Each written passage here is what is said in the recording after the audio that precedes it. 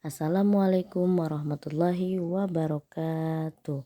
Teman-teman, pada minggu ini kita sudah masuk tema 1, subtema 3 ya. Pembahasan yang pertama, pertumbuhan dan perkembangan makhluk hidup. Nah, siapa teman-teman yang memelihara ayam di rumahnya nih? Kita lihat ya, perubahan pada pertumbuhan ayam. Ayam berkembang biak dengan cara bertelur. Telur ayam menetas setelah dirami induknya selama 2 hari. Selanjutnya, adakah perbedaan bentuk antara anak ayam yang baru menetas dengan ayam dewasa? Nah, ada perbedaannya teman-teman. Telur menetas menjadi anak ayam yang berukuran sangat kecil. Anak ayam yang baru menetas sulit sekali dibedakan antara ayam jantan dan ayam betina. Kemudian anak ayam itu mengalami pertumbuhan berat, panjang dan tinggi. Lalu tumbuh menjadi ayam dewasa dan mengalami perubahan pada bulunya.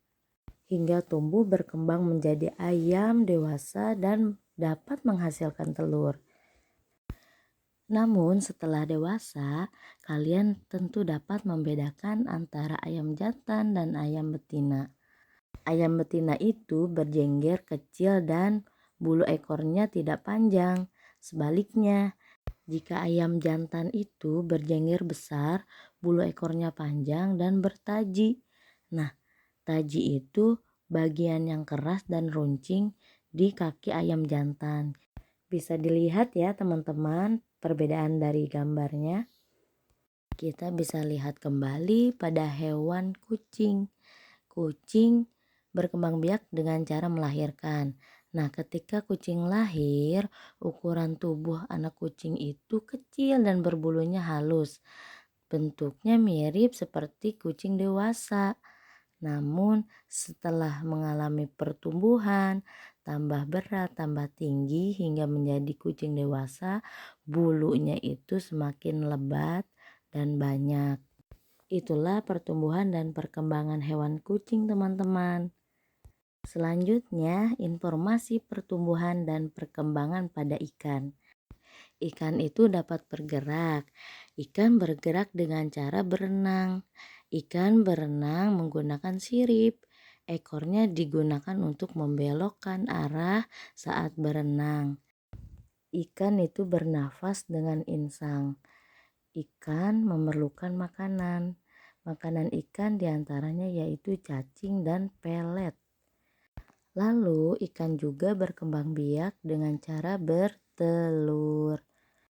Kita lihat reproduksi pada ikan. Perhatikan gambarnya ya teman-teman. Ikan dewasa sekitar 7-9 tahun menetaskan telurnya, telur 1 jam, lalu kemudian telur 4 jam menjadi telur 20 jam, hingga telur 30 jam. Kemudian setelah itu berkembang menjadi larva, ikan muda, dan ikan dewasa yang dapat menghasilkan telur kembali. Berdasarkan airnya, ikan dapat dibedakan menjadi 3 bagian. Yang pertama, ikan air tawar. Yang kedua, ikan air payau.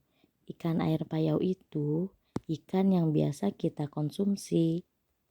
Dan yang ketiga, ikan air laut. Yang pertama, ikan air tawar.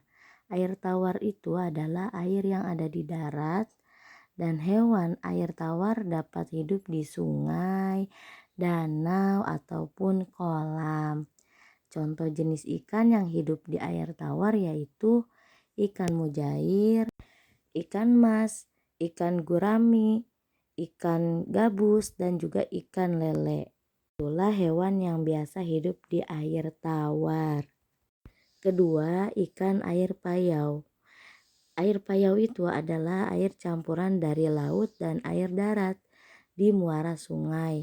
Contoh jenis ikannya yaitu ikan tawes, ikan bandeng, dan juga kerang.